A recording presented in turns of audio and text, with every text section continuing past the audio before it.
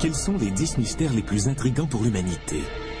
D'autres êtres intelligents partagent-ils notre univers? Quand j'ai su que les extraterrestres m'avaient enlevé, j'étais furieuse. Nos âmes survivent-elles à notre mort? En regardant autour de moi, j'ai compris que c'était un fantôme. Que nous soyons croyants, sceptiques ou non-croyants, nous avons tous une opinion. Partez à la découverte des phénomènes étranges, sublimes ou terrifiants, que sont les 10 plus grands mystères du paranormal. Le mystère nous attire. Tout ce que nous connaissons sur notre planète, nous le devons à notre curiosité naturelle. Pourtant, de nombreuses questions restent encore sans réponse. Une pluie d'objets est tombée du ciel.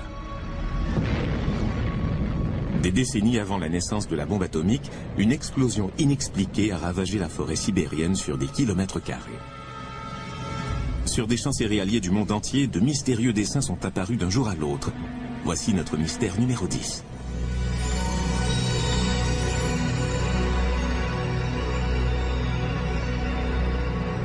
Pendant les années 80, des dessins en forme de cercle ont commencé à apparaître sur des champs en Angleterre. Depuis, plus de 2000 cercles céréaliers aux formes plus ou moins complexes se sont formés au Japon, en Australie, dans l'ex-Union soviétique et aux États-Unis.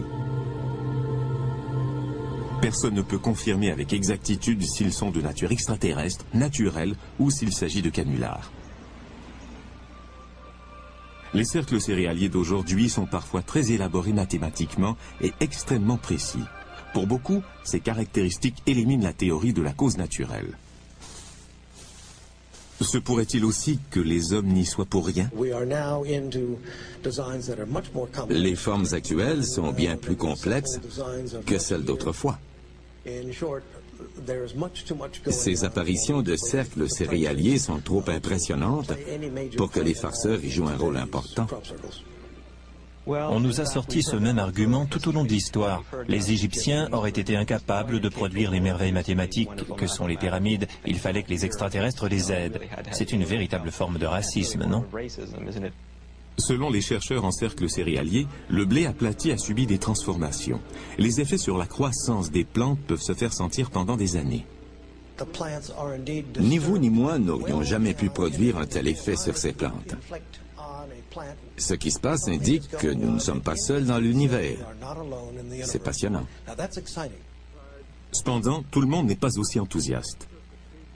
C'est peut-être simplement la façon dont les cercles céréaliers se sont formés qui explique la différence entre la structure des plantes à l'intérieur du cercle et celle des plantes à l'extérieur du cercle.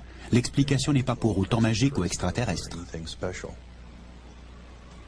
La théorie de l'information suggère qu'il y a de bien meilleures façons de dire aux êtres humains qu'ils ne sont pas seuls que de dessiner de belles formes dans un champ de blé. Les cercles céréaliers sont-ils des blagues ou des traces d'un contact extraterrestre? Certains cercles ont été tracés avec des planches par des farceurs, mais la formation de milliers d'autres reste mystérieuse. Si ce n'est pas un canular, nous devons nous questionner sur notre place par rapport à une intelligence venue d'ailleurs. Ma théorie est que des visiteurs viennent sur cette planète. La science n'a pas encore pris les cercles céréaliers au sérieux. Pourtant, tout le monde peut voir ces messages écrits dans nos champs de blé.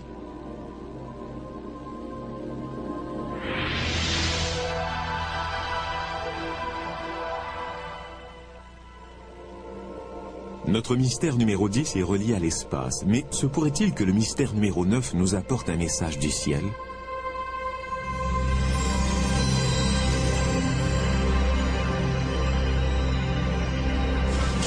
Le 21 septembre 1995, des rapports du monde entier ont fait état de statues hindoues qui buvaient du lait présenté en offrande. Des milliers de gens ont été témoins de ce phénomène. À New Delhi, des millions d'individus ont offert du lait à leur propre statue. Doit-on parler de miracle ou d'hystérie collective?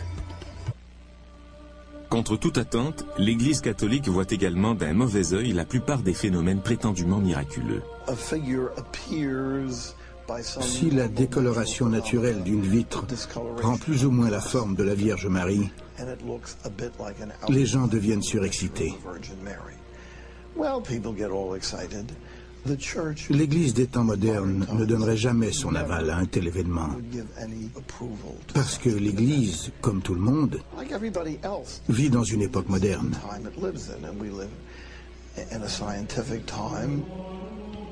Dans un monde où règne la science, où peut-on chercher une preuve de l'existence de Dieu? L'objet le plus étudié de l'histoire de l'humanité est le suaire de Turin. Beaucoup de gens pensent qu'il s'agit du linceul du Christ mentionné dans la Bible. Nous avons été la première équipe scientifique à pouvoir examiner le suaire en profondeur durant une période de 122 heures en octobre 1978. L'une des premières choses que nous avons découvertes, c'est que contrairement à toutes les autres représentations du Christ à travers l'histoire, celle-ci présentait des taches de sang au niveau des poignets, pas au niveau des paumes.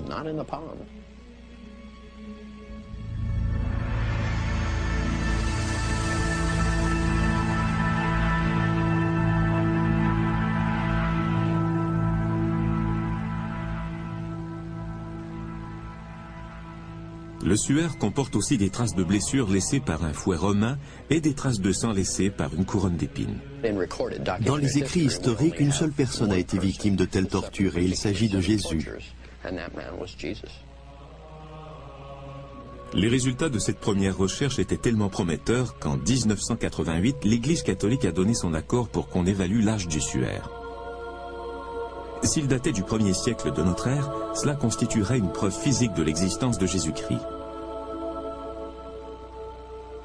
La datation au carbone 14 a révélé que le suaire ne datait pas d'une époque antérieure au XIIIe siècle. Cela a suffi à certains pour qu'ils considèrent le suaire comme un canular, mais certains facteurs ont remis en question la précision du test scientifique. Le protocole a été modifié à la dernière minute. Plutôt que de tester différentes parties du suaire, un seul test a été effectué. En outre, en 1532, un incendie aurait légèrement brûlé le suaire, ce qui aurait eu pour conséquence de fausser la datation au carbone 14. Cependant, les sceptiques se demandent simplement pourquoi dater le suaire. En se servant de matériaux disponibles à l'époque médiévale, Joe Nickell réussit à produire une réplique convaincante du suaire. Voici une image que j'ai peaufinée. En la photographiant, nous obtenons cet effet qui ressemble énormément au mystérieux visage sur le suaire de Turin. Mais les répliques au pinceau ne sont pas assez convaincantes. Comme je dis toujours, s'il s'agissait d'une peinture, la science l'aurait découvert il y a longtemps. Le suaire est-il le fruit de la science médiévale ou un miracle? À long terme, il n'est pas essentiel d'établir la vérité à propos du suaire. D'un point de vue spirituel, son image est déjà présente. Il s'agit moins d'une question de science que d'une question de foi.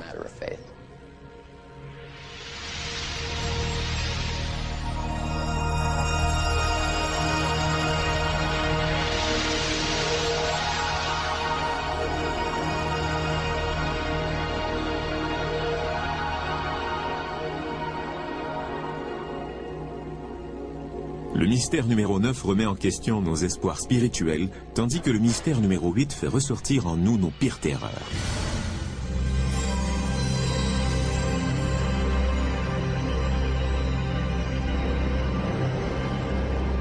Il est difficile de voir ce qui se passe juste sous la surface du Loch Ness en Écosse, et pourtant 10 000 personnes ont déclaré avoir vu une étrange créature nager dans ces eaux.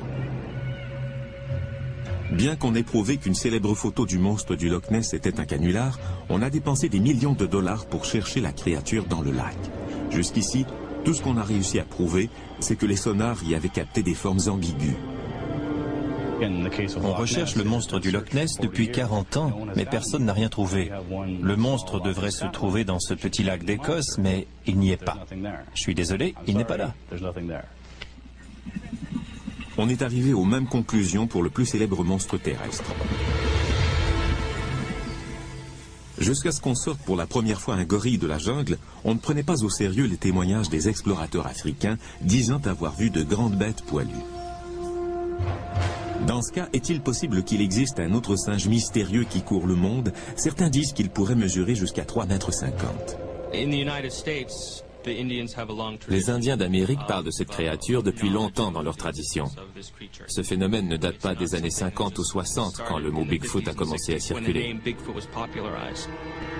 On parle de singes qui marchent à la verticale non seulement aux États-Unis mais aussi en Chine, en Russie et en Amérique du Sud. Les gens font toujours le même témoignage, quelle que soit leur culture, le contexte socio-économique ou même l'époque à laquelle ils vivent. C'est le genre de preuve anecdotique qui est significative.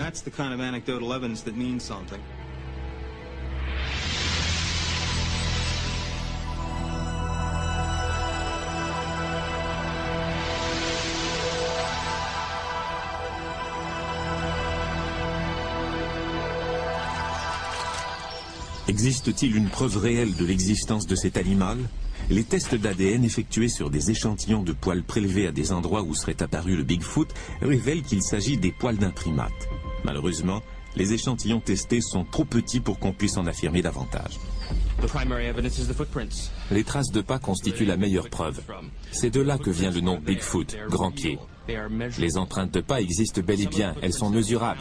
Un farceur ne prendrait pas le temps de fabriquer les crêtes dermiques, l'équivalent de nos empreintes digitales, présentes sur certaines des empreintes trouvées.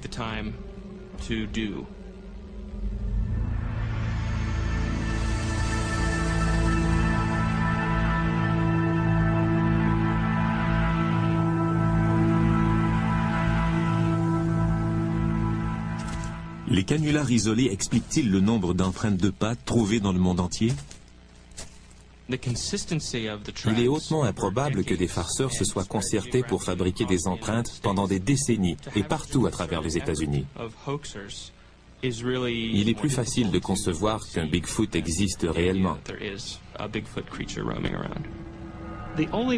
Seule une population importante de Bigfoot expliquerait qu'il existe encore. Étant donné qu'on en a repéré dans le monde entier, il devrait être innombrable. Statistiquement, nous aurions déjà trouvé des corps, mais ce n'est pas le cas. Donc, à mon avis, ils n'existent pas. Les carcasses d'ours sont rares à trouver, et pourtant, personne ne doute de leur existence. Les carcasses d'ours sont rares à trouver, et pourtant, personne ne doute de leur existence. Quand des animaux meurent, d'autres éparpillent leurs carcasses qui disparaissent donc très rapidement. Sans aucune trace d'os, de sang ou de cadavre, le Bigfoot relève toujours du domaine de la mythologie. La seule manière de prouver une fois pour toutes l'existence du Bigfoot est d'en ramener un corps. C'est juste une question de temps.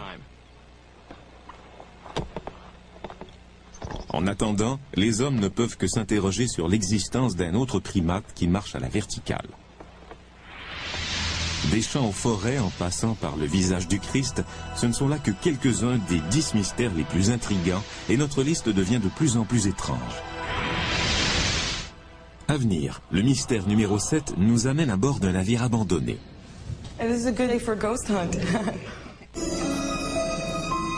Jusqu'à maintenant, notre liste des mystères les plus intrigants inclut les cercles céréaliers, les miracles et les monstres. Le mystère numéro 7 a un rapport avec le monde des morts.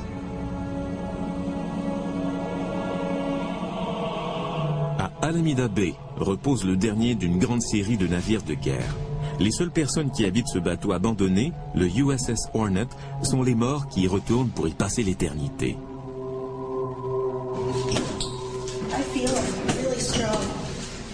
I don't want to.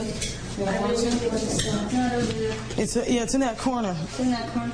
It's in that corner. Yeah. He burned himself. Ow.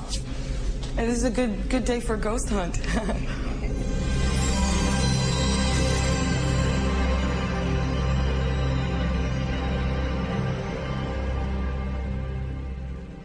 De tout temps, les gens ont vu apparaître les fantômes. Les anciennes civilisations parlaient d'esprits, de gens qui, après leur mort, s'étaient rendus dans un autre monde ou étaient restés coincés dans celui-ci. C'est un phénomène très ancien qui fait partie de l'expérience humaine.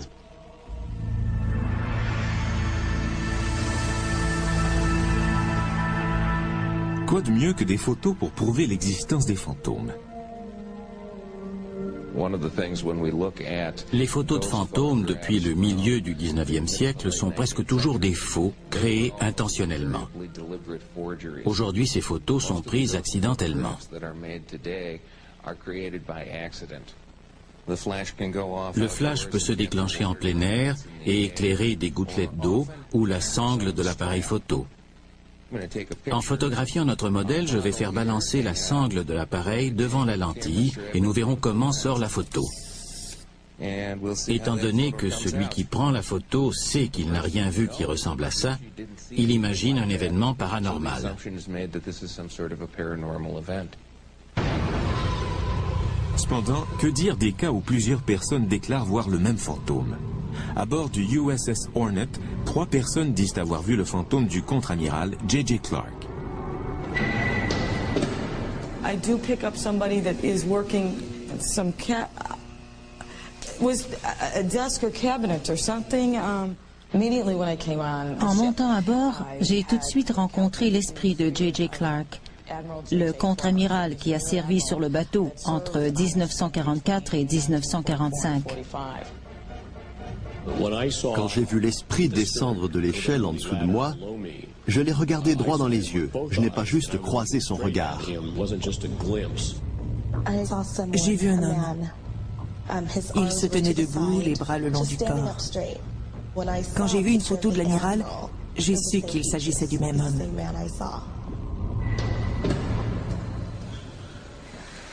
Bingo! Bingo!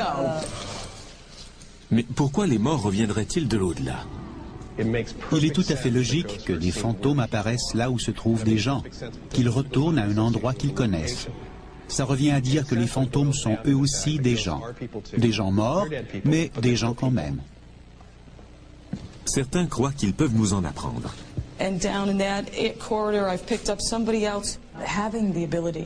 Le pouvoir de voir les âmes décédées m'a permis de comprendre le processus de vie et de mort. Souvent, nous pensons à la vie comme à un processus, mais nous en excluons la mort.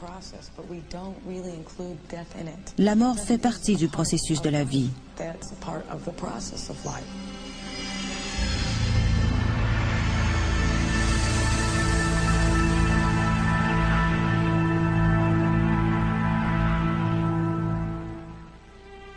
Il est peut-être rassurant de croire que nous ne disparaissons pas après notre mort, mais pour ceux qui sont bel et bien vivants, le mystère numéro 6 pourrait les aider à rester en bonne santé.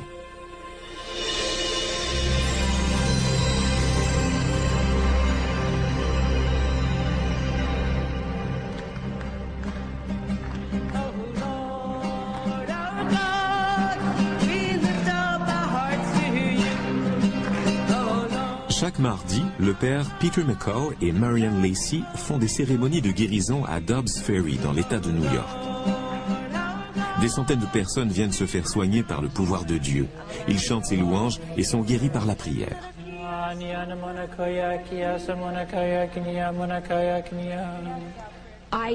Je sais que ce sont les mains de Dieu qui m'ont guéri. Je ne peux pas l'expliquer autrement. Je sais simplement que c'est vrai.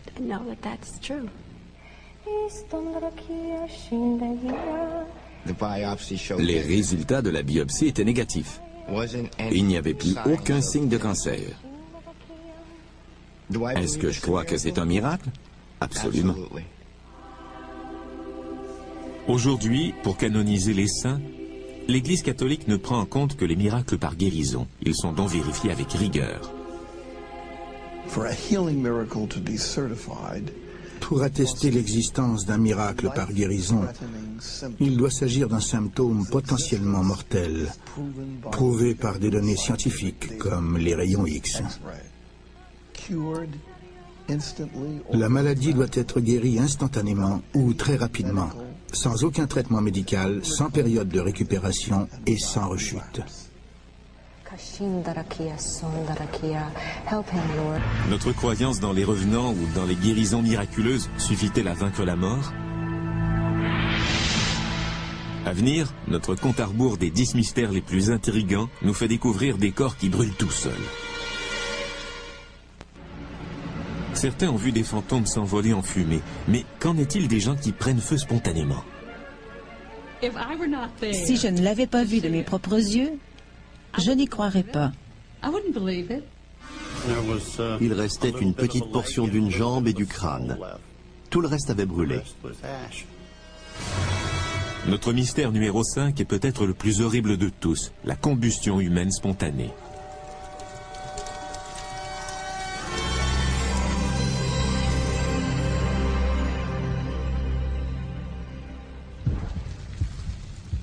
La combustion humaine spontanée est la capacité qu'a le corps à se consumer, à se couvrir d'ampoules ou à se brûler de toute autre manière sans entrer en contact avec du feu.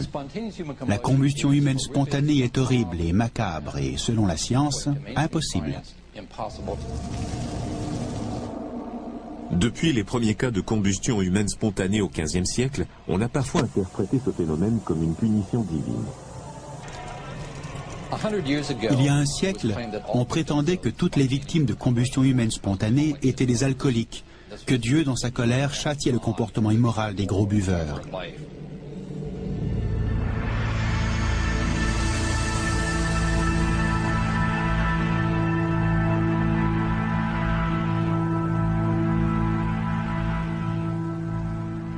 Au XXe siècle, on a rapporté 300 cas de combustion humaine spontanée et tout porte à croire que ce phénomène est à la hausse.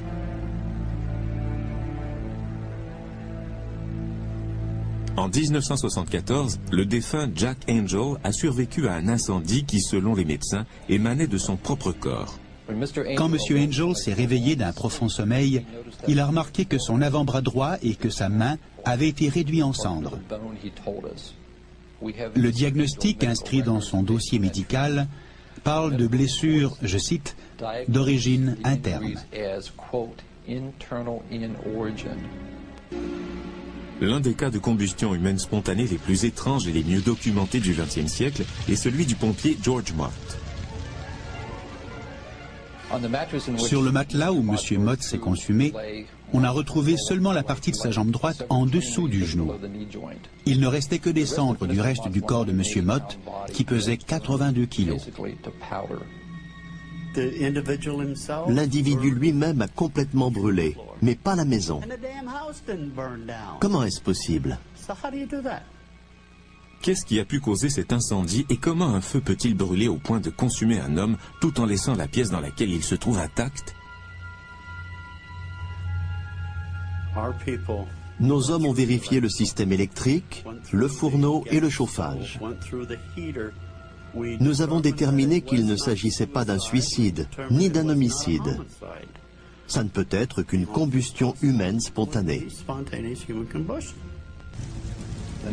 Cela fait 25 ans que nous faisons des recherches sur ce phénomène et nous n'avons encore trouvé personne qui aurait vu toutes les preuves et qui pourrait nous expliquer comment ça se produit. La combustion humaine spontanée est l'un des grands mystères auxquels sont confrontés la médecine et l'humanité. S'il est impossible d'expliquer comment un corps peut prendre feu, comment élucider le mystère numéro 4?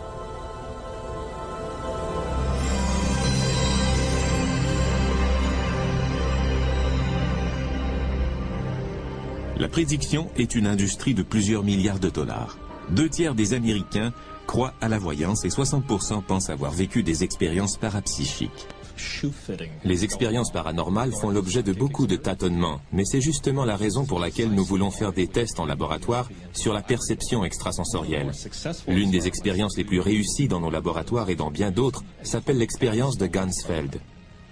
Dans cette expérience, un expéditeur essaie d'envoyer mentalement une image à un partenaire qui se trouve dans une autre pièce. Le récepteur essaie de trouver la bonne image parmi 4 cartes qu'on lui présente. Les lois de la probabilité font qu'une réponse sur 4 pourrait être la bonne, soit un taux de succès de 25%. Nos résultats nous montrent que 34 à 35% des réponses, et même plus, sont exactes. Ce qui veut dire que le taux de succès de ces sujets ne dépend pas du hasard. Le succès de telles expériences fait que lorsque les États-Unis ont appris durant la guerre froide que les Russes utilisaient des espions extralucides pour s'emparer d'informations et de plans militaires tactiques, ils ont dépensé 20 millions de dollars pour essayer de rattraper leur retard. Le programme Stargate, subventionné par le gouvernement, avait pour but de faire des recherches sur la perception extrasensorielle pour savoir si ça existait vraiment et comment l'armée pourrait l'utiliser pour recueillir des informations d'intérêt national. Nous étions assis devant des bureaux avec seulement du papier et des crayons. Nous recevions nos instructions dans une enveloppe scellée. On nous indiquait par exemple qu'une machine avait été perdue et qu'elle pouvait se trouver n'importe où dans la zone nord-est des États-Unis et nous devions tenter de la localiser.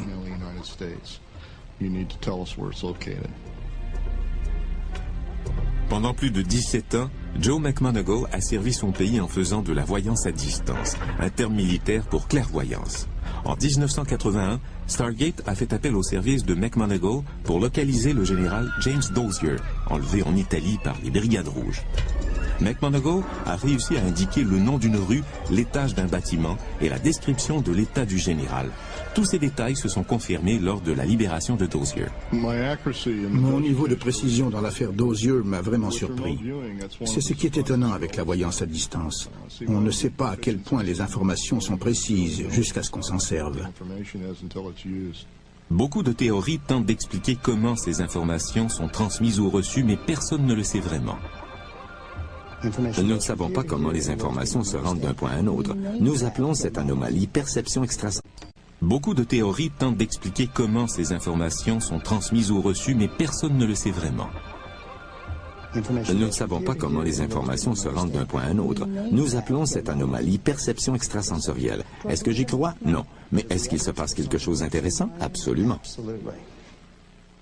Qu'il s'agisse de combustion humaine spontanée ou de perception extrasensorielle, les 4e et 5e mystères les plus intrigants sont la preuve que nous ne comprenons pas tout ce qui se passe dans notre corps. À venir, les croyants et les sceptiques s'opposent. Sommes-nous seuls dans l'univers? Notre compte à rebours des 10 mystères les plus intrigants comprend déjà les fantômes et la perception extrasensorielle. Si les esprits et les pensées sont capables de voyager dans l'espace, qu'en est-il du mystère numéro 3? Les objets volants non identifiés? Have you all had any reports of unknown flying objects over there?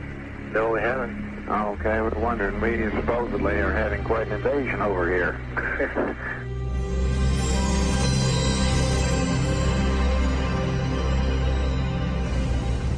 En faisant des recherches aux archives nationales, Sam Sherman a découvert une cassette rayée de la liste de sécurité, un document gouvernemental d'une grande rareté qui fait état de l'apparition d'un ovni.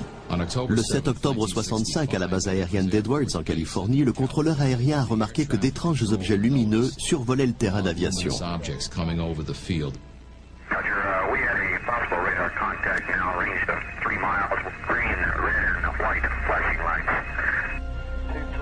Selon Sherman, ces objets ont été captés au radar à 8 endroits militaires stratégiques de la côte ouest américaine. Redoutant la présence d'un appareil ennemi, l'armée de l'air a envoyé ses propres avions en reconnaissance. Cet objet s'est dérobé à lui à toute vitesse et on ne l'a plus revu.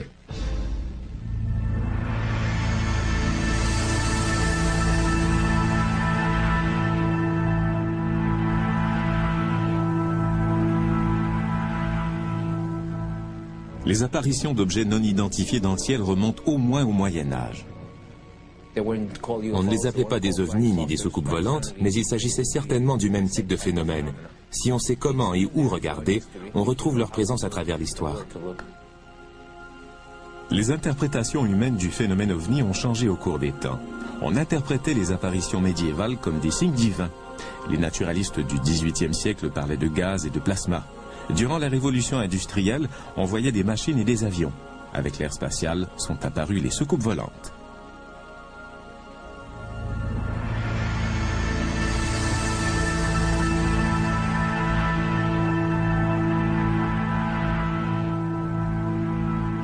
I'm here to discuss the so-called flying saucers. En 1948, les témoignages crédibles d'apparitions d'ovnis étaient tellement nombreux que l'armée de l'air a décidé d'enquêter.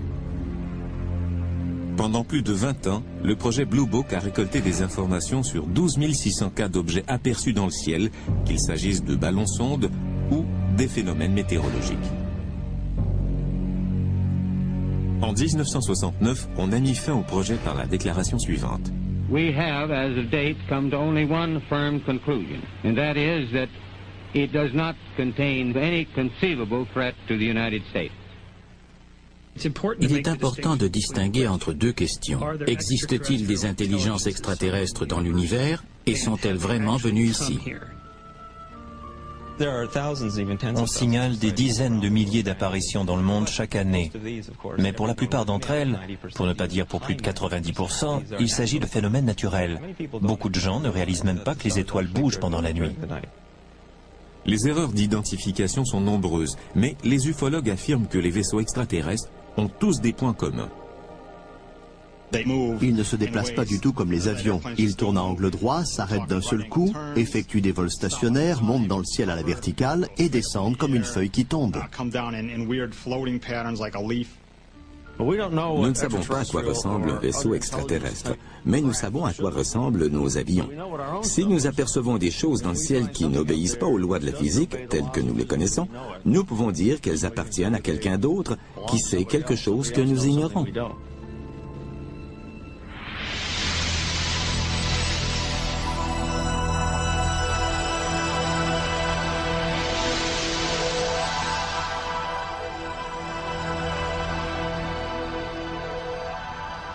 Le 19 septembre 1961, Betty et Barney Hill traversaient le New Hampshire aux environs de minuit lorsqu'ils ont dit avoir repéré une lumière en forme de crêpe avec 2 rangées de fenêtres qui semblaient les suivre.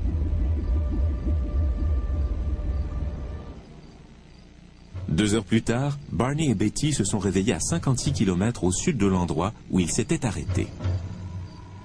Sous hypnose, ils se sont souvenus que de petits extraterrestres gris leur avaient prélevé des échantillons de cheveux, d'ongles et de peau. Avec le récit des Hill, on entendait parler pour la première fois du mystère numéro 2.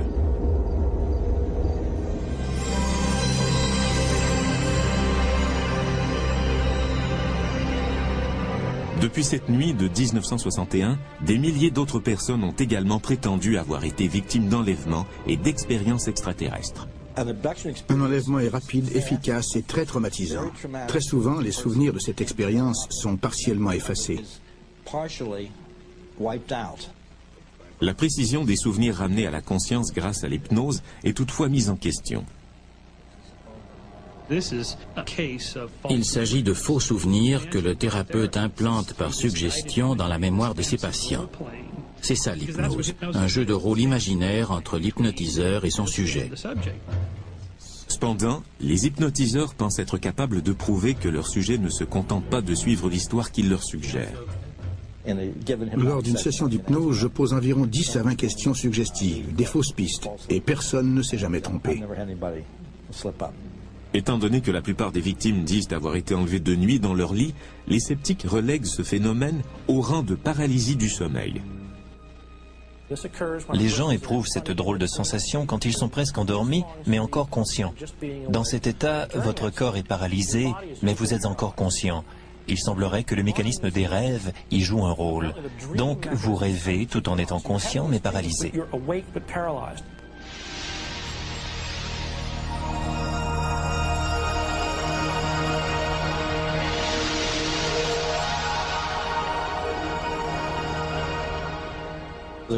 Il y a beaucoup d'autres éléments qui ne correspondent pas à la paralysie du sommeil. Par exemple, il est déjà arrivé que plusieurs personnes issues d'endroits différents soient emmenées à bord du même vaisseau. Quand elles sont habillées, elles reviennent parfois en portant les vêtements de quelqu'un d'autre, comme cette femme qui portait un survêtement en se couchant et qui s'est réveillée avec la chemise de nuit de quelqu'un d'autre.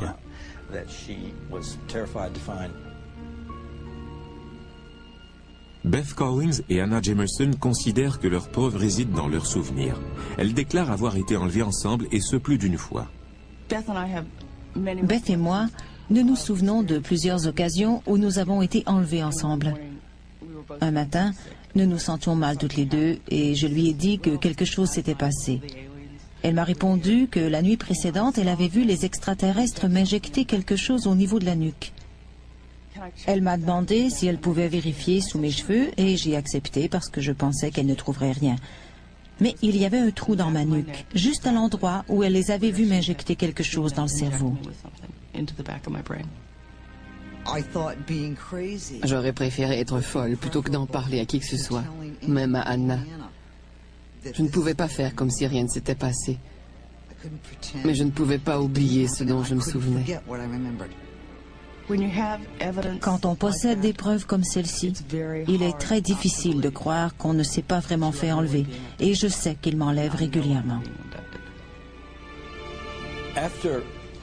Après avoir étudié tellement de cas et avoir vu tellement de traumatismes et de preuves physiques, j'ai répondu à quelqu'un qui me demandait si j'y croyais vraiment que je ne pouvais malheureusement plus me permettre le luxe de douter. Des étranges vaisseaux spatiaux aux enlèvements par des extraterrestres, les deuxième et troisième mystères les plus intrigants prouvent que nous sommes fascinés par les êtres venant d'un autre monde. Du tréfonds de notre esprit jusqu'à l'espace infini, le débat qui fait rage entre les croyants et les sceptiques nous mène vers le mystère ultime.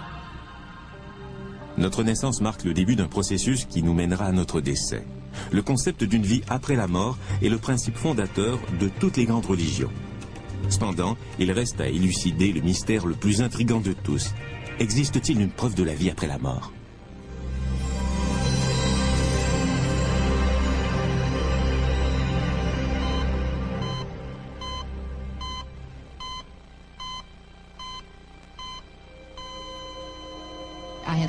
Je n'avais plus de corps et j'étais devenue une petite étoile.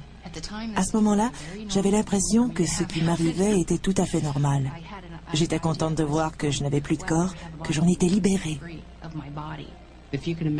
C'était comme dans Star Trek, quand ils volent à une vitesse hyper exponentielle et qu'ils voient toutes les lumières défiler devant eux. Je voyageais à des millions de kilomètres à l'heure. Chaque culture a sa propre conception de l'au-delà. Mais comment se fait-il que nous croyons à l'existence d'un monde après la mort ? Depuis au moins un siècle, on s'intéresse à la vie après la mort, aux visites que nous rendent les défunts et à la communication avec les esprits.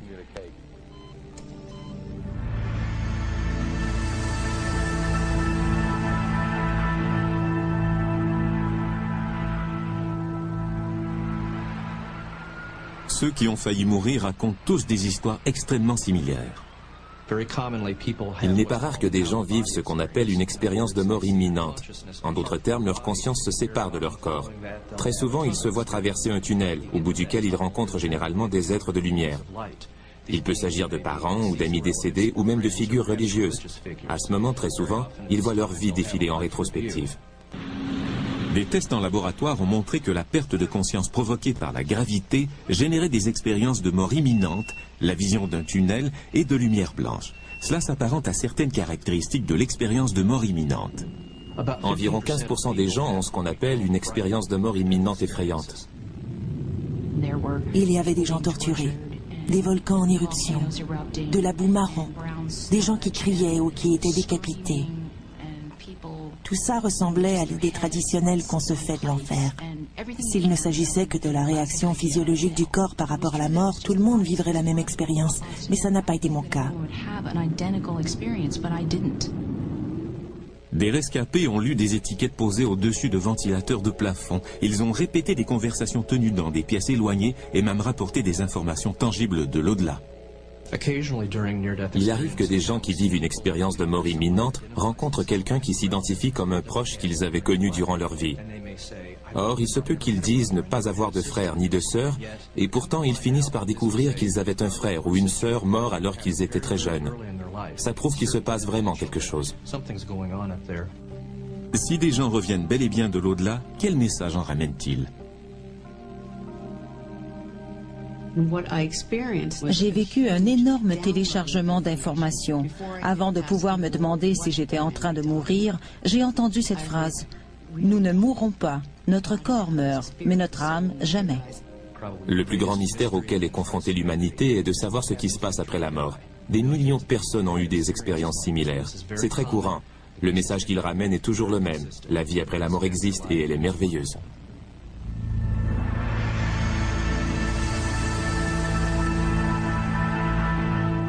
Y a-t-il une vie au bout du tunnel? Cette question ultime met fin à notre compte à rebours des 10 mystères les plus intrigants de l'humanité. L'esprit humain a besoin de créer un monde ordonné et gouverné par des règles indiscutables. Pourtant, les réponses aux grands mystères du monde continuent à nous échapper. Nous en avons appris plus sur la Terre et le cosmos depuis 25 ans que durant toute l'histoire de l'humanité. Pourtant, plus nous avançons, plus le monde nous semble mystérieux. Plus nos connaissances scientifiques augmentent, plus nous entrons en contact avec l'inconnu. Ce sera toujours le cas, de plus en plus. Nous ne connaîtrons jamais tout.